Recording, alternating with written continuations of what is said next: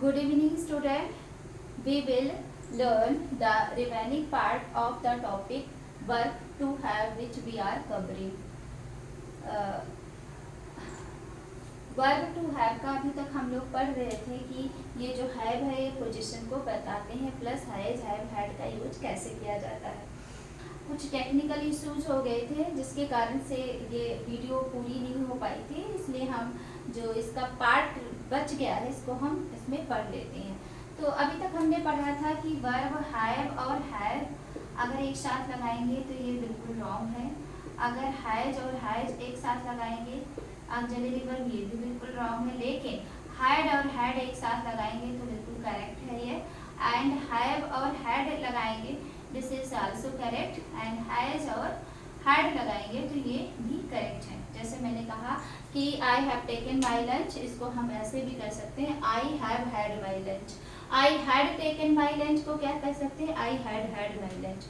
C has taken her lunch का हो जाएगा she has had her lunch. ठीक, तो इस तरह से क्यों कहेंगे, क्योंकि ये प्रेजेंट परफेक्ट में हैड प्लस मेन वर्ब की थर्ड फॉर्म लगती है, और ये हैड जो है आपकी मेन वर्ब की थर्ड फॉर्म ऑलरेडी है, इसलिए हम जहाँ कहीं भी हैज और हैव या हैड लगाएंगे उसके बाद हमारी मेन वर्ब की थर्ड फॉर्म लगाना जरूरी है, जो हमारी ऑलरेडी हैड मेन वर्ब की थर्ड फॉर्म है। तो हम ऐसा करेंगे तो वो करेक्ट सेंटेंस है। चाहे हम ऐसे बोल सकते हैं I had taken my lunch, या ऐसे भी बोले I had had my lunch, या I have had my lunch, या I have taken my lunch. Both sentence are correct. ठीक, बस याद ये रखना है कि हैव बिल्कुल नहीं लगता है, हैज बिल्कुल नहीं लगता। आपके सेंटेंस में हैड आ जाए कोई दिक्कत नहीं, बिल्कुल करेक्ट है। हैव और हैड आ जाए कोई दिक्कत नहीं, बिल्कुल करेक्ट है। और हैज और हैड आ जाए तो ये भी बिल्कुल करेक्ट है। आगे हमारा जो पार्ट बच गया था इसको हम पढ़ लेते हैं। Have is used in the sense of eat, drink, do, enjoy, take, experience. हम हैव का यूज इन सेंस में करते हैं। कहीं कहीं पर हम हैव ना लगाकर ईट के स्थान पे हम हैव लगा लेते हैं, ड्रिंक के स्थान पे हम हैव लगा देंगे, डू के स्थान पे हम हैव लगा देंगे, एंजॉय के स्थान पे हम हैव लगा देंगे, टेक के स्थान पे हैव लगा देंगे, एक्सपीरियंस के स्थान पे हैव लगा देंगे। क्यों? क्योंकि हैव इनका सेंस देता है। इन जो वर्ड है इसका सेंस हैव ऑलरेडी दे देता है, तो हम हैव का यूज करते हैं। कैसे करते हैं देख लेते हैं। I do not want to have tea। हाँ, ये है I do not want to have tea। इसको हम क्या कहते हैं I do not want to take tea, मैं चाय लेना नहीं पसंद करती हूँ। इसको हम इस तरह से भी बोल सकते हैं I do not want to have tea। हाँ, मैं चाय लेना पसंद नहीं करती। तो बोलने में हम इसको भी बोलते हैं, अगर कम्युनिकेशन की मतलब कम्युनिकेट करते हैं किसी से, तो अगर हम ये बोलते हैं I do not want to take tea, this is correct. अगर ऐसे भी बोलते हैं I do not want to have tea, this is also correct. ठीक, एंड नेक्स्ट देखो प्लीज हैव योर लंच। हाँ, यहाँ पर हैव लगा है ना, प्लीज हैव योर लंच किसके स्थान पे ईट के स्थान पे। Please eat your lunch, please take your lunch, या प्लीज हैव योर लंच, सब सेम है। अगर आपने कहा प्लीज टेक योर लंच ये करेक्ट है, प्लीज ईट योर लंच ये भी करेक्ट है, और अगर आपने कहा प्लीज हैव योर लंच ये भी करेक्ट है, क्योंकि हैव जो है ईट के प्लेस पे या टेक के प्लेस पे आया, इसलिए ये सही है। ठीक, नेक्स्ट देखो I am having a bath. ठीक, I am having a bath मतलब मैं स्नान कर रहा हूँ या मैं स्नान ले रहा हूँ कर रहा हूँ। इसका मतलब क्या हुआ I am taking a bath. तो ऐसे भी बोल सकते हो I am taking a bath, ऐसे ना बोल करके आप ऐसे भी बोल सकते हो I am having a bath, both are correct. ठीक, नेक्स्ट देखो we are having a party next week. बार बार आप लोग बोलते भी हो अरे नेक्स्ट वीक हम लोग एक पार्टी करेंगे, हाँ पार्टी इंजॉय करेंगे। तो हैविंग के स्थान पे हम क्या कर देंगे इंजॉइंग कर लेंगे। We are enjoying a party next week. Next week हम क्या कर रहे हैं एक पार्टी इंजॉय कर रहे हैं। तो हैव की आईएनजी फॉर्म क्या होती है हैविंग होती है। जहाँ कहीं भी आईएनजी फिफ्थ फॉर्म होगी वहां पर आईएनजी फॉर्म लगेगी। तो आपकी हैविंग क्या है वर्ब की फोर्थ फॉर्म है। वर्ब की कौन सी फॉर्म है फोर्थ फॉर्म है। तो हम इसमें क्या करेंगे इंजॉय में आईएनजी कर देंगे। तो we are enjoying a party next week. हम नेक्स्ट वीक क्या कर रहे हैं एक पार्टी इंजॉय कर रहे हैं। आगे देखो बेटा आई am having a difficult time nowadays. Having मतलब क्या हुआ यहाँ पर एक्सपीरियंस, हाँ एक्सपीरियंसिंग। हैविंग मतलब क्या हुआ यहाँ पर आई am experiencing a difficult time nowadays. बोलते हैं ना आजकल मैं बहुत ही डिफिकल्ट टाइम का अनुभव कर रही हूँ। तो अगर आप ये बोल रहे हो I am experiencing a difficult time nowadays, या ऐसे बोल रहे हो I am having a difficult time nowadays, both sentence are correct. आप ऐसे भी बोल सकते हो और इस तरह से भी बोल सकते हो।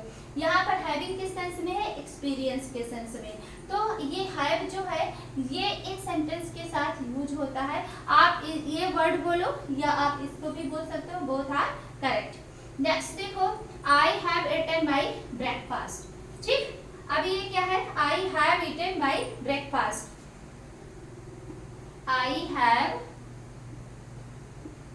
Eaten my breakfast. ठीक, कभी कभी बच्चों ये ना दिया हो कि कहीं कहीं बुक में अगर आपको ये दिया होता है I have had my breakfast. ठीक, आप कहते हो ये क्या आ गया, हैड आ गया, इसको समझ में नहीं आ रहा। क्यों? क्योंकि हमने अभी पढ़ा कि हैव और हैड एक साथ आ सकता है। तो आप ऐसे भी बोल सकते हो I have eaten my breakfast, मैंने अपना ब्रेकफास्ट जो है वो खा लिया है, या I have had my breakfast, मैंने अपना ब्रेकफास्ट ले लिया है, ले चुका हूँ मैं।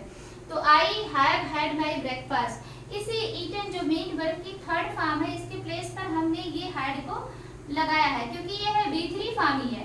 तो ये सेंटेंस आपका करेक्ट है, ये सेंटेंस तो ऑलरेडी करेक्ट है, ये भी सेंटेंस आपका करेक्ट है, ये रॉन्ग नहीं है। ठीक, नेक्स्ट है she has taken her morning tea.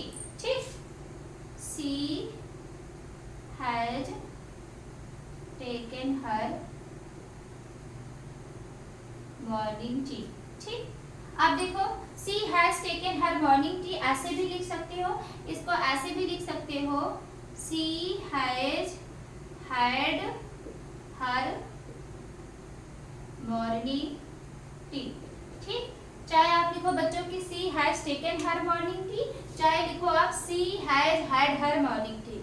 अब ये टेकन के स्थान पे हमने क्या कर दिया है, हैड का यूज किया है। बस डिफरेंस इतना है कि टेकन के स्थान पे हमने क्या कर दिया है, यहाँ had. Had already main verb की थर्ड फॉर्म है। तो इस तरह से भी आप लिख सकते हो she has taken her morning tea, या आप इस तरह से भी लिख सकते हो she has had her morning tea, क्योंकि हैज के साथ हैड कर सकते हो, हर के साथ हैड कर सकते हो, हड के साथ हैड कर सकते हो, लेकिन हैव नहीं होगा। अगर यहाँ पर ये कर दो I have eaten my breakfast को अगर ऐसे बोलोगे आई हैव माई ब्रेकफास्ट, तो ये आपका गलत हो जाएगा। क्यों गलत हो जाएगा? क्योंकि ये V1 है, आपकी V1 है, और अगर आपने यहाँ हैव कर दिया आई हैव माई ब्रेकफास्ट, तो B1 ये हो गया, B1 ये हो गया, और आपका सेंटेंस का टेंस क्या है, प्रेजेंट परफेक्ट टेंस है। और आपको पता है कि प्रेजेंट परफेक्ट टेंस में क्या होता है, हैव प्लस मेन वर्ब की थर्ड फॉर्म लगाती है। तो आप अगर यहाँ वर्ब की फर्स्ट फॉर्म लगा दोगे तो आपका सेंटेंस का स्ट्रक्चर जो है वो गलत हो जाएगा। इसलिए हम यहाँ पर मेन वर्ब की फर्स्ट फॉर्म हैव का ना प्रयोग करके ना हम यहाँ पर क्या करेंगे, जो V3 होगी उसको हम प्रयोग करेंगे। आई हैव टेकन माई ब्रेकफास्ट कहो या I have had my breakfast, ये दोनों सेंटेंस क्या है, बिल्कुल ही सही है। ठीक, इसी तरह से इसमें देखो she has taken her morning tea, वो अपनी मॉर्निंग टी ले चुकी है। इसी को अगर हम कहें सी हैज हर मॉर्निंग टी, तो ये गलत क्यों हो जाएगा? रीजन इसके पीछे क्या है गलत होने का, क्योंकि हैज हमारा V1 ये है, V5 है, हैज हमारा क्या है, हैज हमारा V5 है। फिर हमने यहाँ पर V5 लगा दिया तो क्या हुआ, आपका सेंटेंस क्या है, प्रेजेंट परफेक्ट टेंस है, और प्रेजेंट परफेक्ट टेंस में आपका क्या है, हैज हैव के साथ आपकी V3 ही लगती है। आपको पता है हैज हैव के साथ कौन सी फॉर्म लगती है, V3 लगती है। तो अगर आपने V5 दो बार लगा दिया तो आपका सेंटेंस का टेंस का स्ट्रक्चर क्या है, बिल्कुल रॉन्ग हो जाएगा। इसलिए यहाँ पर हम हैड लगा सकते हैं, V3 लगा सकते हैं, क्योंकि ये V3 ही है, हैड हमारी क्या है, V3 फॉर्म ही है। ठीक, इसकी सेकेंड फॉर्म और थर्ड फॉर्म क्या होती है, सेम होती है, इसलिए हमारी V3 फॉर्म है हैड। इसलिए अगर हमने ये लिखा she has had her morning tea, उसने वो अपनी मॉर्निंग टी ले चुकी है, बिल्कुल करेक्ट है। ठीक, तो इस तरह से भी अगर आपके सेंटेंस कहीं आपको बुक में मिल जाए तो आप इससे बिल्कुल मत घबराइएगा, क्योंकि हम हैड का यूज कर सकते हैं, हैड का यूज कर सकते हैं, हैड का यूज कर सकते हैं, लेकिन कहीं भी अगर आपके सेंटेंस में हैव का यूज आ जाए बिल्कुल गलत है, हैज का यूज आए ये भी गलत है, और हैड आ जाएगा तो ये करेक्ट हो जाएगा। ठीक, नेक्स्ट देखते हैं we had experience a good time in holidays. अब क्या है, इसी को हम ऐसे भी कर सकते हैं, we had a good time in a holiday.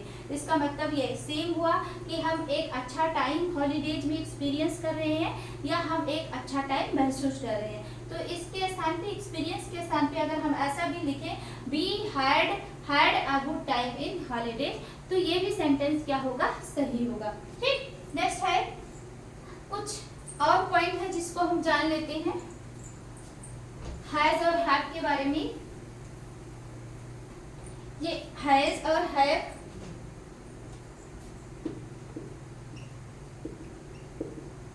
Infinitive के साथ जब आता है, ठीक, हैज, हैव और हैड, ये हमारा जब इन्फिनिटिव के साथ आता है तो 2 प्लस B1 लगता है। ठीक, आपको पता ही है इन्फिनिटिव में क्या लगता है, 2 प्लस B1 लगता है। ठीक, तो हमारा हैज, हैव, हैड जब इन्फिनिटिव के साथ आएगा तो इसके साथ 2 प्लस B1 लगेगा। जैसे they have to go to Delhi today. हाँ, और इससे क्या होगा, जब ये इन्फिनिटिव के साथ आएगा तो B1 लगेगा, और इससे कुछ चीजें जैसे कि ड्यूटी का, कर्तव्य निष्ठा का पता चलेगा इससे, और अर्जेंसी होगी, कोई काम बहुत अर्जेंट करने वाला होगा, या किसी कंपल्सन को, कंपल्सन मतलब क्या होता है, फोर्सफुली कोई काम करना। जैसे कहते हैं आई, मतलब मुझे फ्रूट लाइक नहीं है, सपोज करो मैं फ्रूट नहीं खाना पसंद करती हूँ, लेकिन I have to eat the fruit, हाँ मुझे मतलब फ्रूट खाना ही पड़ता है या खाना ही पड़ेगा। क्यों, दिस इज द कंपल्सरी है ये चीज। ठीक, तो जहां पर कंपल्सन का बोध होगा या जहां पर ऑब्लिगेशन या ड्यूटी का बोध होगा या कहीं किसी अर्जेंसी का बोध होता है, तो वहां पर हैज, हैव, हैड के साथ हम टू का प्रयोग, मतलब कोई चीज बहुत फोर्स है, I have to go to Delhi, मुझे दिल्ली जाना ही पड़ेगा, I have to leave this place, मुझे इस प्लेस को छोड़ना ही पड़ेगा। और ये याद रखना, टू के साथ B1 लगेगी, B3 नहीं लगेगी। हैज, हैव, हैड के से जब कोई कंपल्सरी बातें, कोई मतलब अर्जेंट बात की बात होगी तो वहां पर 2 प्लस B1 लगेगा, इन्फिनिटिव के रूप में यूज होगा। एग्जांपल देखते हैं, they have to go to Delhi today. आज उसको वे मतलब उन सबको, आज उन सबको दिल्ली जाना ही पड़ेगा। कहने का मतलब ये काम उनके लिए कंपल्सरी है, इस काम को उनको करना ही पड़ेगा, इसके लिए वो क्या है, बाध्य है। तो ये देखो, they have to go to Delhi, इसमें क्या हो जाएगा, 2 प्लस हमने गो लगाया है, इसका मतलब मेन वर्ब की फर्स्ट फॉर्म क्या हो जाएगा, they have to go to Delhi today, समझ लो। हाँ, आज उनको क्या है, दिल्ली जाना ही पड़ेगा। ठीक, अब यहाँ पर हमने 2 लगाया, उसके बाद वर्ब की कौन सी फॉर्म हो गई, B1 फॉर्म हो गई। हाँ, बी हैड टू गो, हाँ, या ही हैड टू गो, उसको जाना ही पड़ा था, ही हैड टू गो मतलब क्या हुआ, उसको जाना ही पड़ा था। तो इस तरह से यहाँ पर हो जाएगा, ही हैज टू गो, उसको जाना ही पड़ा है, मतलब कहीं मान लो जाना है, या he has to eat, he has to eat या ड्रिंक, ईट द फूड या drink the milk, drink the milk. हाँ, मतलब अगर आपके सेंटेंस में आया he has to eat the food, he has to eat the food, इसका मतलब क्या हुआ, उसको खाना ही पड़ा, मतलब दिस इज द कंपल्सरी चीज है।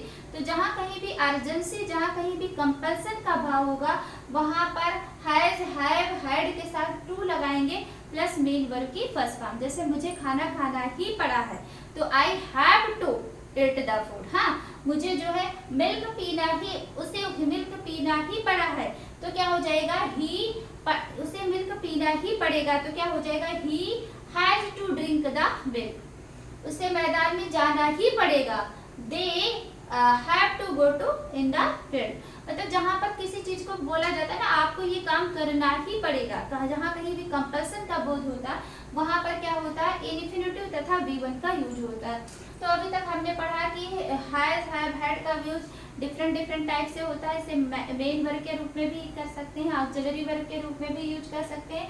सिंपल प्रेजेंट में हैज, हैव, हैड का यूज होता है, प्लस जिसमें V3 फॉर्म नहीं आएंगे। जब हमारा आई हैव ए कार जैसे है ना, सिंपल प्रेजेंट में है, तो इसमें V3 नहीं आएंगे।